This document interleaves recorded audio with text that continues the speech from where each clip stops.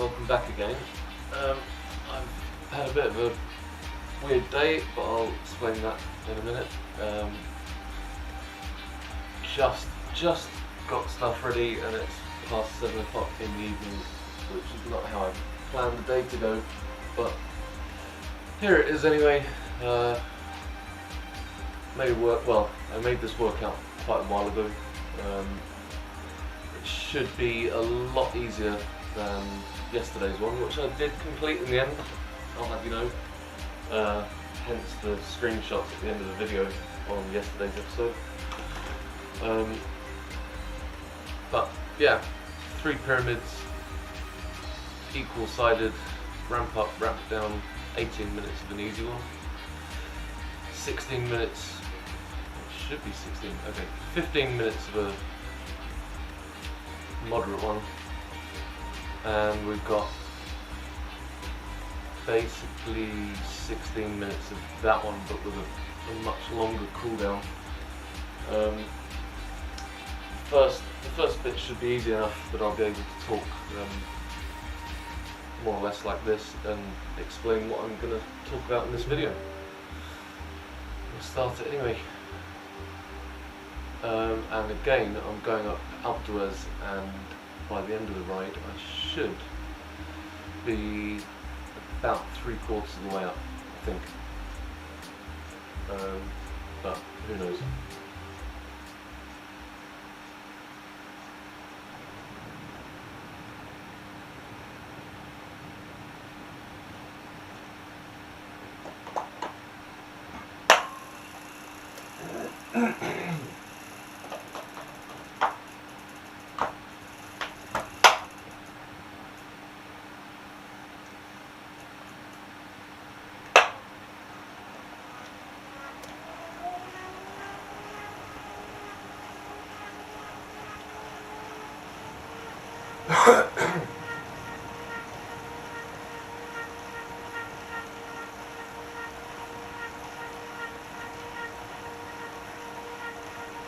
I wouldn't say this is an easy workout at all. It does give quite a lot of time for warm up though.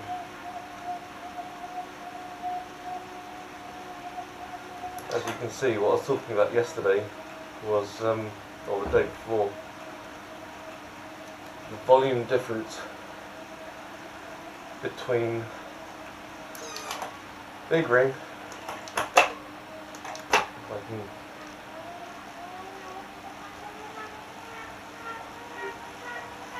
yeah,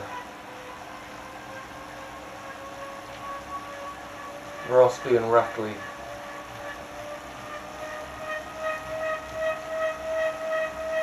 As soon as I get over 80 RPM in the big ring, that evil noise,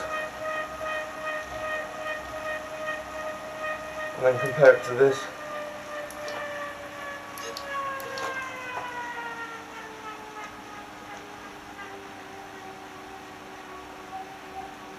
$80 RPM, same wattage, just no comparison. The volume's just significantly lower.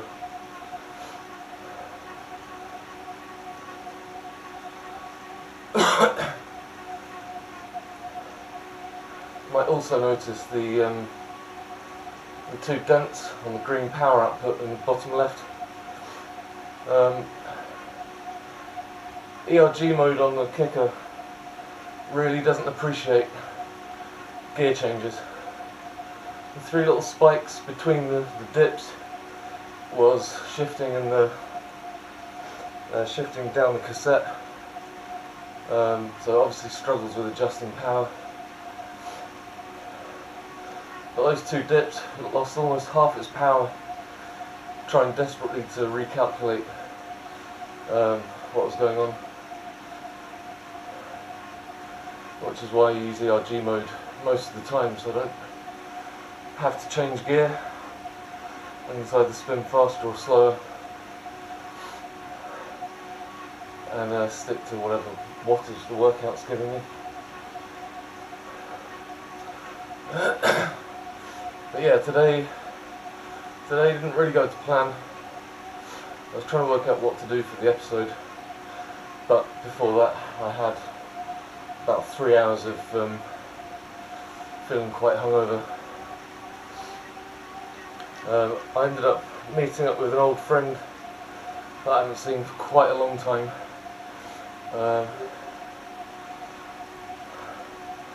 We kind of met working together and been pretty good mates since.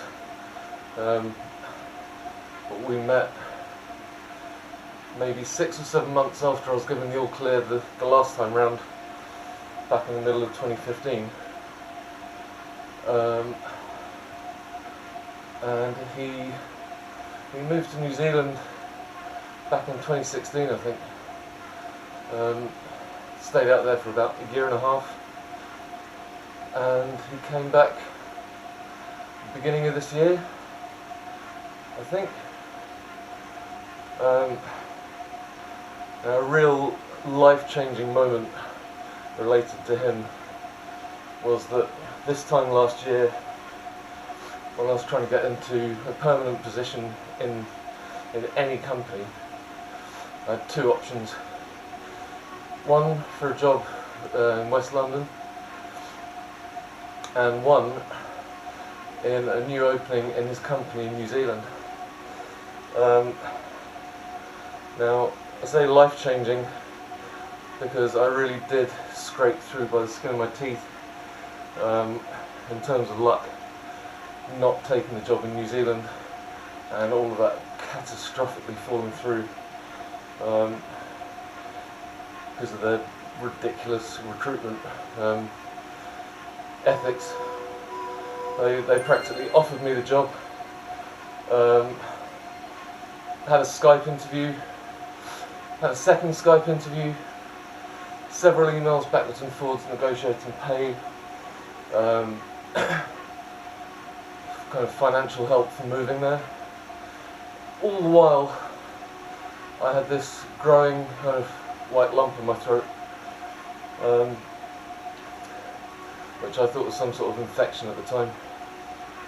Now, I'd all but accepted the job in New Zealand, and then it fell through, and it was only 2 or 3 weeks after that, in the start of January, where I started getting seriously ill. And to go back to what I said about being extremely lucky, I was extremely lucky because obviously what's happened over the last 7 or 8 months, 9, 10 months even, if I'd moved to New Zealand, which would have taken about a month to organise, another month of settling in, and maybe a month of getting into the job and getting accustomed to the new kind of New Zealand way of life, I wouldn't have been covered health-wise. I would have had to pay a lot of money for hospital treatment and getting diagnosed and all the rest of it, all the surgery and chemo and radiotherapy that I've had. I don't even know if I would have been able to have it, or if the treatment would have been the same, if I would have had as good a specialist, or maybe I would have had better, maybe I would have had worse. I don't even know how life works in New Zealand. So moving out there would have been a catastrophe. The only person I knew out there was Michael, who I work with. And as the job that I eventually took panned out, I lasted about a month there before I had to quit. Just because I ended up having had so much time off, all in the first month. It was really embarrassing, apart from anything else.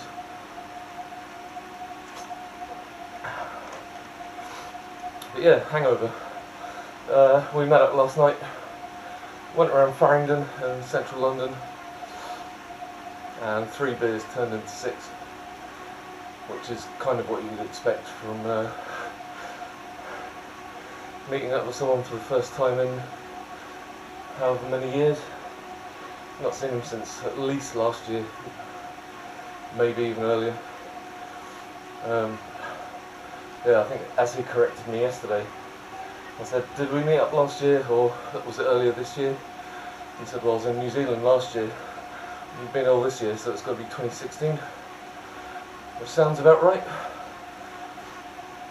But yeah, a lot of stuff to catch up with and catch up on.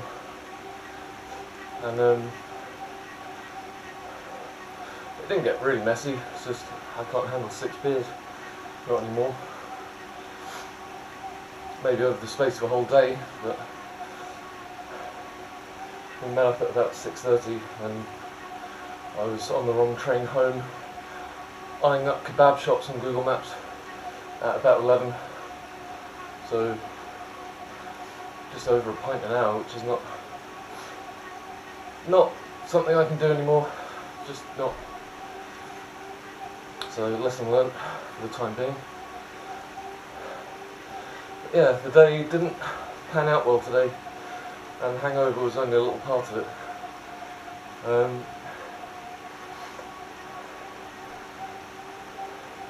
I was well aware that the camera I'm recording with, the memory was nearly full. I only had about 25 minutes of space left. So the first thing I did after I'd had a massive coffee was start sifting through all the footage and photos on there to make sure I had kind of got everything off it that I wanted. And of course what I hadn't taken into account was that meant watching a lot of stuff that I'd kind of forgotten about. Some good memories, some very bad memories. A couple of what if moments, a couple of pretty sad moments, especially some of the footage of really racy rides, just hammering along in a group. I was starting to wish, I was back in that fitness and that frame of mind again. But there's one in particular that I came across that I forgot I'd actually uploaded somewhere else a couple of years back. Well, I guess no, about a year ago, of the ride that I mentioned yesterday or the day before against this guy from Team Onyx, one of the Southwest London racing teams. I plan to do a couple of early morning laps before going into the office. I think it was last September in Richmond Park. And first lap started off pretty gentle. And on top of the kind of distance getting there, I think I had maybe 15-20 kilometres of kind of moderate riding in the bag. Did a little sprint up a hill and came up behind this guy, and I could see he was really hammering it, and only pushed that a little bit harder when he noticed I was kind of doing my best to catch up with him. But I'll explain with a bit of commentary in a minute or so what the situation was. But I got very distracted today going through a lot of old footage.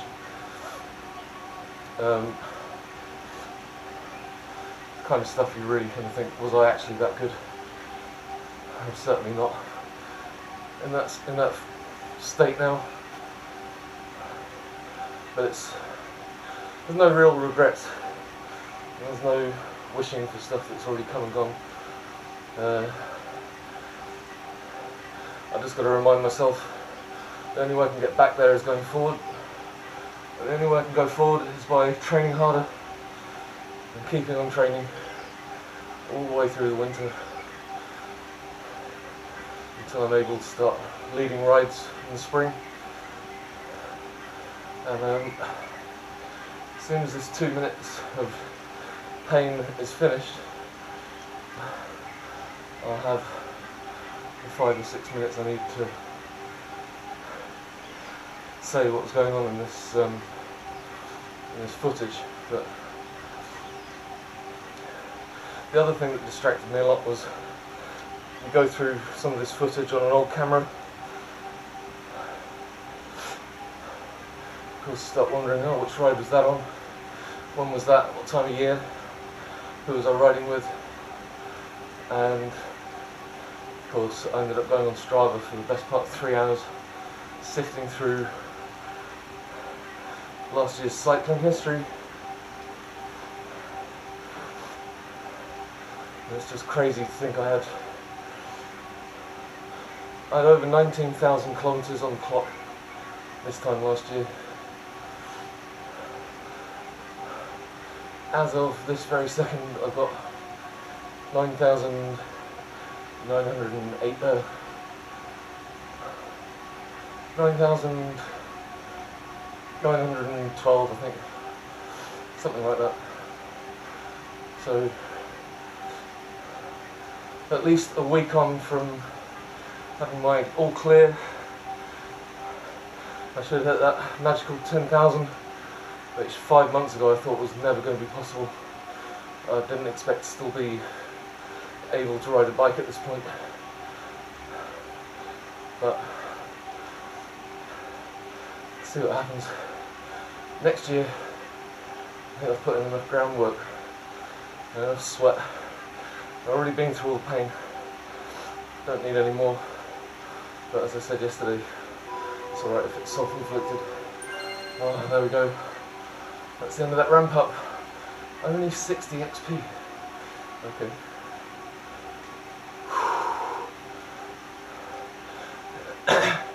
Never actually done this workout before.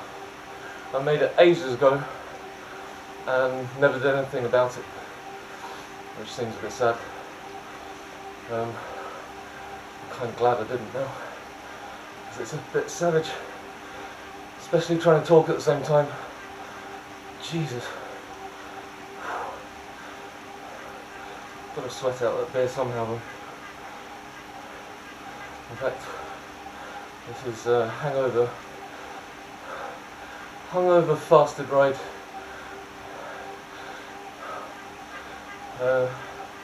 All I've had today actually is coffee and peanut butter. No toast, just peanut butter from a jar. Don't know why. Punishment for drinking. Drunk a lot of water though. A lot of water. I'm still dry in the mouth. Oh, God.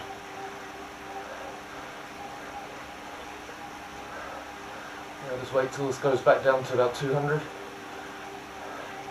I should have enough breath to actually explain what's going on in this footage I'm about to show.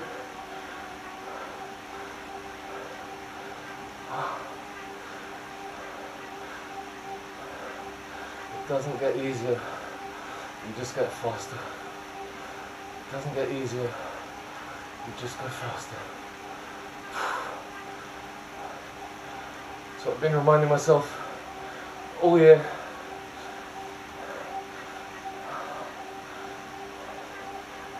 Oh, my legs are still burning after the sprint yesterday. Not sprint, the intervals. Oh God.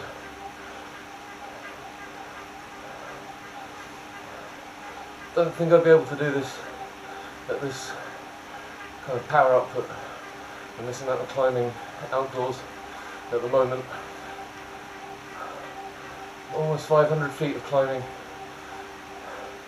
in 5 miles. Still close to 30 kilometers an hour average, and it's been uphill all the way. But that is the beauty with indoor trainers. No traffic, no potholes, no punctures, no traffic lights, no idiots to crash into you. Just sweat and tears. Just trying to work out when this is going to get easier. I'm not sure it is. I'm at threshold. That's probably because I'm talking at the same time. What I'll actually do is when I get to explain the footage, I'll turn off workout, which is coming up soon. Yeah, here we go. Right, so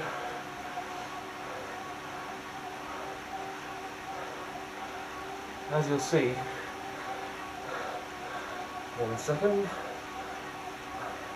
Alright, let me just pause this.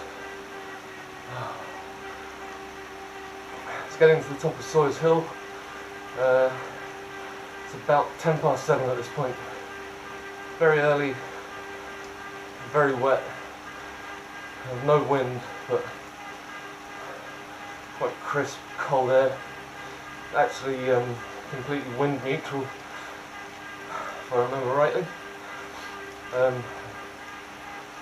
Despite the wind whistling over the camera's microphone. Yeah, I decided to hammer it up the hill.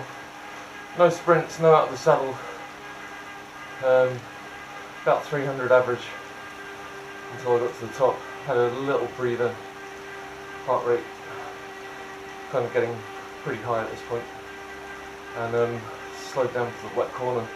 And in front of me is Mr. Onyx. I've forgotten his actual name. I did.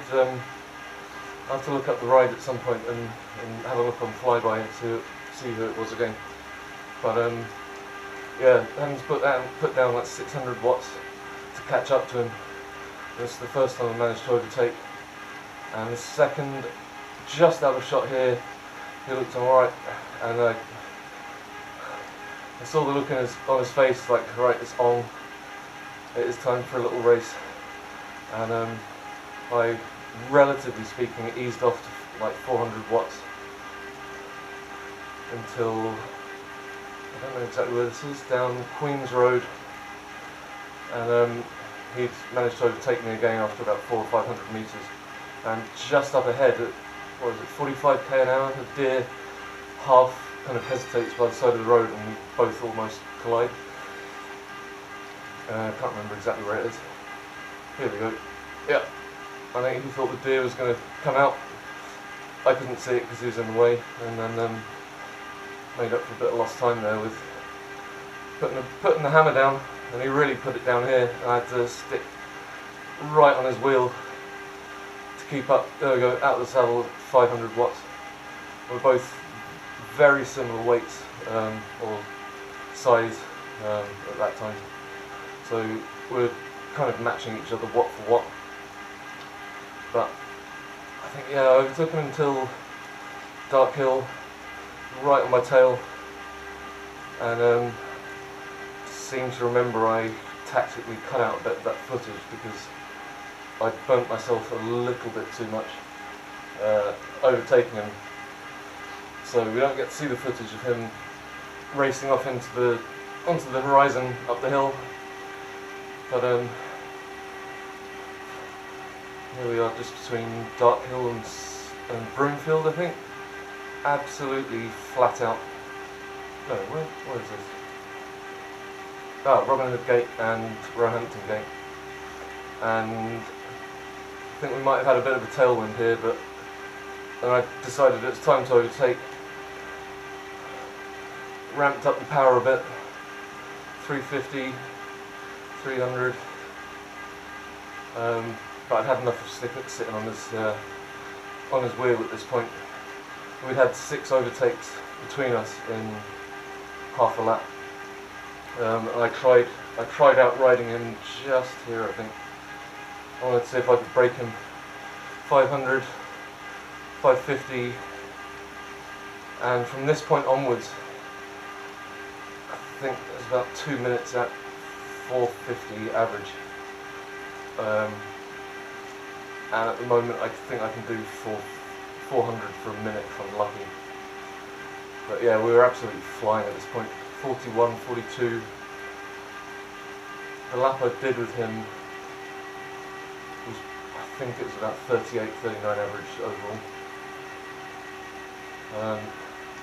Yeah, back up over 400.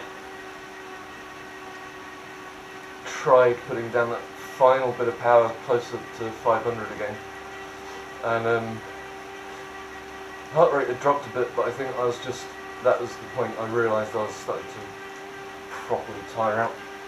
As we got in the shin gate, I looked at my watch. Quite dramatically looked at my watch to make sure anyone sitting behind me might think I was in a rush to go somewhere else, and wasn't quitting. Still at 450 though, on a 1 or 2% incline. I think this is where we got a bit of a headwind, because 450 to 500 watts at 30k average isn't all that spectacular. But yeah, at this point I mumbled something to him that I can't actually make out in the footage. Something along the lines of, "Thanks for breaking my legs, have a good ride."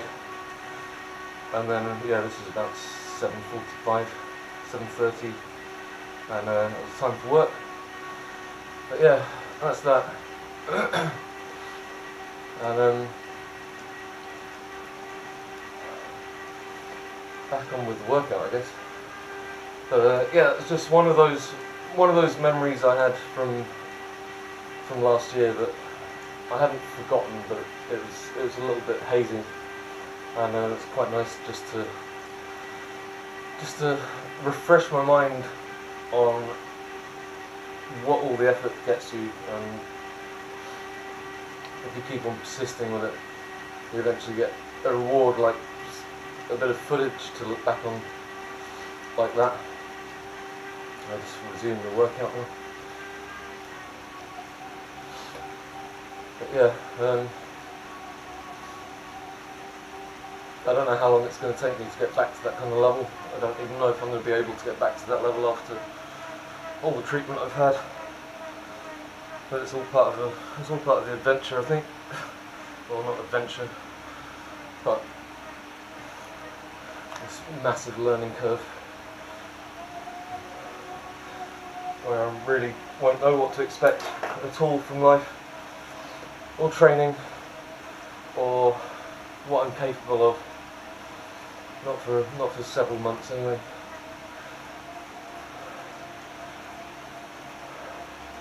But who knows? Something I have realised is when I'm trying to work out what to do for these videos, and trying to picture certain clips at certain times, and how I'm going to blend footage together, or overlap or overlay images with separately made commentary, or kind of anything really, overlays, or like the length of the video, whether I do something a little bit sped up to get through some slightly more boring footage. Ability wise, my brain obviously still isn't quite there in terms of being able to process stuff. Shouldn't really have any problem working stuff out, you know, how to order things, or what I'm going to do for a simple video where I'm just talking basically. But there it is. That's what I'm stuck with. On that note, I think that's probably the end of this episode. But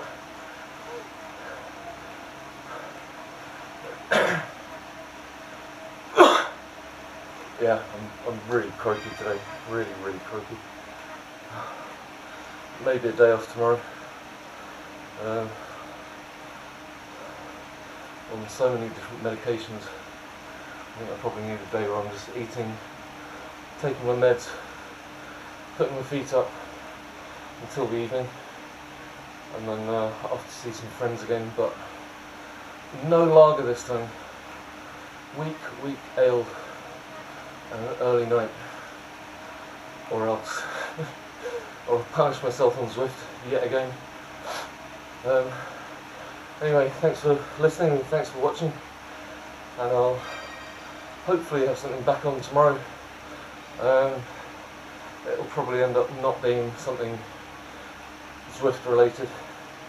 There's a bit of explanation of this year that I've been thinking about how to explain, and give me another night's sleep, and I might even have some well thought out commentary. I don't know. Alright, thanks for watching anyway. This is Honey Badger out. Peace.